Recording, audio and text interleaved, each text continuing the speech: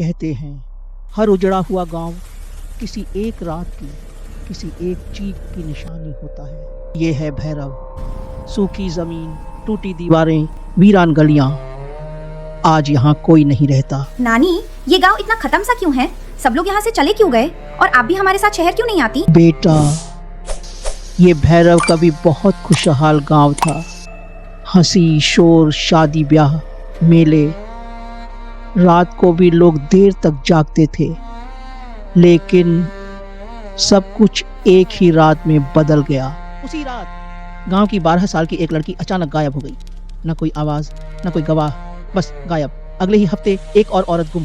फिर 15, 21, 30, यहाँ तक कि 40 और 70 साल तक की औरतें भी धीरे धीरे एक एक करके भैरव से यूं ही गायब होने लगी। पूरे गांव में दहशत फैल गई। मर्दों की आंखों में गुस्सा था, औरतों की आंखों में डर। आसपास के गांवों में गए, जादू टोना, पुलिस, देवता, सबसे मदद मांगी, पर कहीं से कोई जवाब नहीं मिला। तभी एक दिन भैरव में आया एक अजनबी तांत्रिक। इस गांव पर एक प्रेत का साया है। ये औरतों की जान ले रहा है। जब तक उसे बांध नहीं दिया जाएगा, ये सबको मार डालेगा। डरे हुए लोगों को किसी भी सहारे की जरूरत थी। उन्होंने तांत्रिक की हर बात मान ली। एक काली तूफानी रात को पूरा गांव तांत्रिक के साथ गया कब्रिस्तान। वहां एक पुरानी कब्र खोदी गई। कब्र पर नाम लिखा था काली। काली नाम की एक औरत की लाश, जिसे लोग पहले से ही मन अशुभ मानते थे।